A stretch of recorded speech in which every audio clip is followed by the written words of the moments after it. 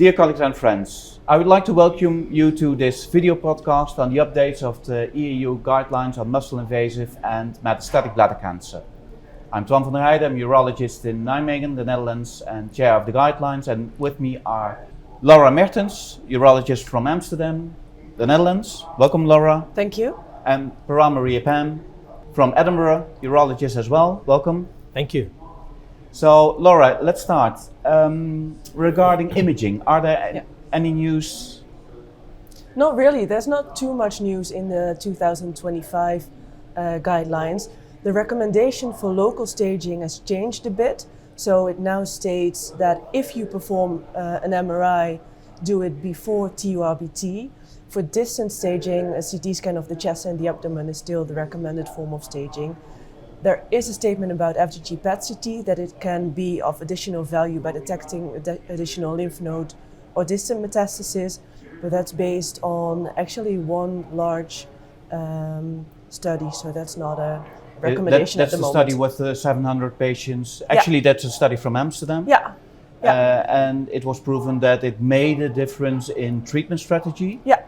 And it was about a quarter of patients. Yeah, 20% of patients got a different treatment because of additional findings on PET-CT. But for the rest, there were no new No. manuscripts regarding FDG PET or PET MRI? Some new manuscripts, but nothing really that changed the guidelines. So the recommendations are still more or less the same. And is there any news regarding oligometastatic disease and the treatment of it? Well, oligometastatic bladder cancer is defined as bladder cancer that extends beyond the bladder, but that is limited to a maximum of 3 metastatic sites. And that's based on the recent consensus statement. For other malignancies, you see a growing interest in aggressive treatment of patients with oligometastatic disease.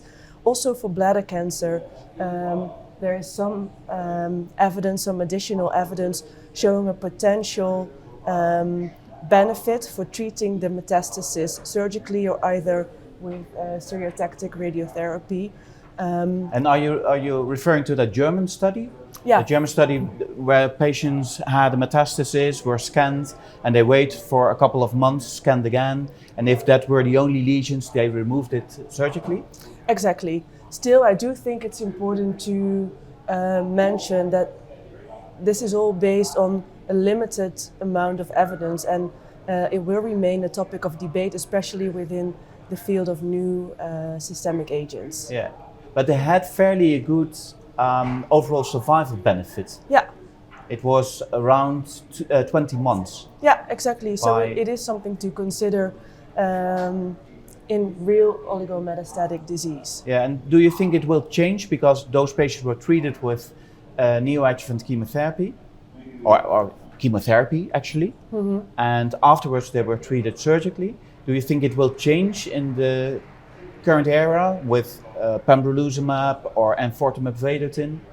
I think for metastatic bladder cancer, systemic therapy will remain the first choice. I do think that if a patient develops a recurrence a long time after a good response to systemic therapy, oligometastatic treatment might be a good option. So Laura, thank you. So the recommendation is to perform a standard lymph node dissection. Yes. Are there any other changes surgically per arm? Absolutely. I think there's been, along with the change in focusing on TMT, for instance, in the patients who have cystectomy, particularly in women, it's very important to respect their bodies and their desire to maintain function. And preserving the organs, particularly the uterus, the blood supply and the neurovascular supply to the sexual area is hugely important. Whilst there's no level 1 evidence to really support it, there's a lot of biased papers here and there. However, it's an important principle that where possible, and if you're confident that you're able to clear the cancer without leaving any possible microscopic disease in the organs that we preserve, organ preservation should be the way forward, and our recommendation is quite strong about it in the guidelines. That accounts for women and in men? And in men, I'd be slightly dubious because you're worried about leaving the prostate behind. There's a risk of prostatic urethral disease, and we're not very good at diagnosing that, even at the time of the TURBT and the initial assessment. So the clear concern is microscopic disease, not only in the urethra, but also in the stroma of the prostate as well. So I'd be a bit more cautious about that. There's a French study saying that 30 to 35% of patients have localization of urothelial carcinoma in the prostatic urethra. Exactly. So we recommend to do a sex-sparing operation in men when they are very well motivated to keep their sexual function. Exactly. Counseling is critical in both men and women. Yeah. Yeah, and don't forget to think about sexual preserving options in women indeed. Yeah. It's a major change.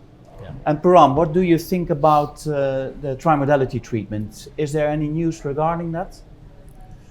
There are lots of studies that have come out of the North American groups, particularly MGH and Toronto, the Zlota paper, which is really groundbreaking, I would say. I mean, short of in the absence of high-level, level 1 randomized controlled trials. So I think we are moving into a frontier of both organ preservation in the surgical aspects, as well as preserving the bladder itself in trying to undertake TMT. So I am a strong advocate of us trying to consider any form of organ preservation, which includes the bladder. Yes, and let's go back to the Zlota trial, because it was the disease-free survival actually was the same in both groups. The groups treated with radical cystectomy and those were treated with Tri-modality treatment. Yes. The overall survival is even better in patients treated with Tri-modality treatment. Yeah. But looking more into detail in that study, the majority of patients, 90%, had a T2 tumor and only 10% T3 or more. Yeah. So it might also be a kind of... It's going to be a selection bias there. Exactly, exactly. Yeah, I know.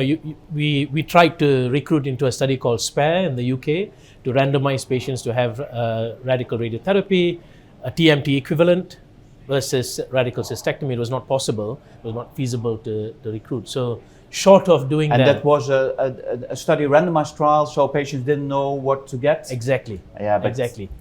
Patients would not want to have that lack of choice. No, and you can imagine, of course. For the Tri-modality treatment, patients can't have extensive CIS, but in this Zlota trial, hydronephrosis was allowed. What is your opinion about hydronephrosis and Tri-modality treatment? It's going to be difficult because obviously, as you know, there's going to be scarring following the radiotherapy to the bladder. And it's likely these patients are going to have either a stent or a nephrostomy. And that's going to be quite difficult to manage. So throughout life, they will have some level of effect of their quality of life. So I would probably suggest those patients should be considered for cystectomy.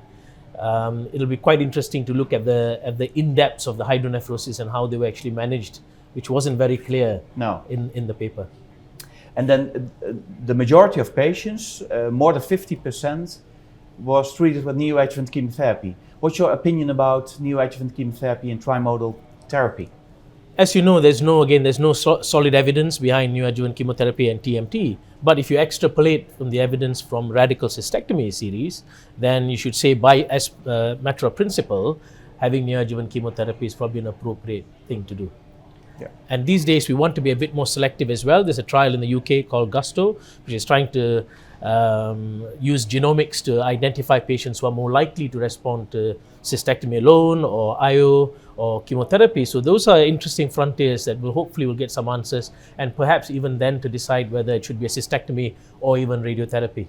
Yeah, that's a nice trial. Let's wait for those results. Laura, regarding trials in surgical series, is there any news regarding lymph node dissections? Yeah, the pelvic lymph node dissection. That's important update in the 2025 guidelines, because it's been a strong recommendation for years to perform a pelvic lymph node dissection along with a radical cystectomy. However, the exact extent of the pelvic lymph node dissection has been a topic of debate. And then should it be an extended, a super extended, or a standard? Standard, yeah. And then there is the LEA trial and the SWOG S10-11 trial. In the LEA trial, patients with bladder cancer underwent cystectomy, either with a limited lymph node dissection or an extended lymph node dissection. There was a small survival difference in favor of the extended lymph node dissection, but it failed to show significant benefit for the extended one. Then there is a SWOG S10-11 trial.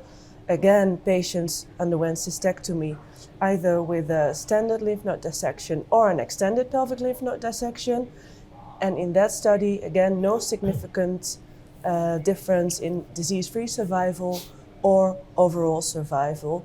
But importantly, there was much more morbidity, much more complications in the extended pelvic lymph node dissection. Yes, and even group. the mortality doubled. Yeah. So based on these results, it's now recommended to perform a standard lymph node dissection, as an extended lymph node dissection does not improve survival, but does increase the risk of morbidity. There is some discussion about the borders of the lymph node dissection, what is a limited, a standard, an extended, and a super extended.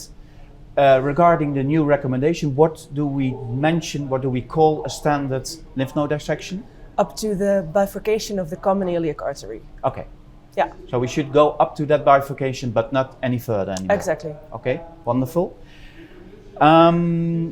Any other news in surgical series? Not really, I think. No. No. All right. No, to my opinion also not. No. And then the adjuvant treatments. Yeah. So there is something new. We have the nivolumab trial, the Checkmate 274. Exactly. The Checkmate 274 is a phase 3 trial which evaluated the efficacy of adjuvant nivolumab in patients with high-risk bladder cancer after cystectomy, so adjuvant nivolumab indeed. Yeah, and it was a double-blind study, so Yeah. patients either got nivolumab or got placebo. Yeah. And the study demonstrated a significant improvement in disease-free survival for patients receiving nivolumab compared to placebo. And that led to a recommendation. Yeah. So the recommendation is now level of evidence 1B to give patients adjuvant nivolumab. But there is a certain group of patients. Yeah, in patients who have a PT3 or 4A or node positive After cystectomy. after cystectomy. Yeah. And that's also after neoadjuvant chemotherapy, or is that a different group? Yeah, that's also after neoadjuvant chemotherapy. Yeah. So, and there's something about the approval. So we have the FDA approval and the EMA approval. Exactly. Is there a difference between those two? Yeah, the FDA approved nivolumab for adjuvant treatment for those high-risk patients, irrespective of PD-L1 expression levels. European, the EMA approval is more specific and endorses nivolumab for the high-risk patients who have more than 1% PD-L1 expression. Yeah, okay, so that's PD-L1 positive patients. PD-L1 positive patients. Yeah.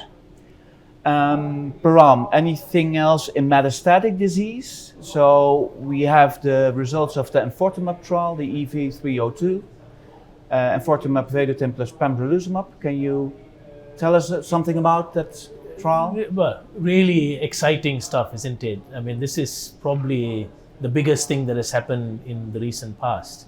Certainly there's an additional survival advantage with the EV-Pembro and patients with metastatic disease. Because up to now we gave those patients gemcitabine cisplatin. Yeah, possibly something that didn't really do anything at all. And it'll be interesting to see how their quality of life is as well during that treatment.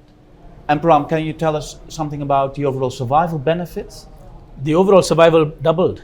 It doubled. Yeah, Okay. with EV-Pembro. So it was with gemcitabine cisplatin, it was 16 months and it went up to 31 months. 31 months. Exactly. Yeah. So Laura, we discussed the results of the EV302 study. Yeah. What if patients progress? Is there anything new on the horizon? Yeah, FGFR testing. So patients should be tested for FGFR mutations or fusions. And when they are positive? They can receive targeted therapy.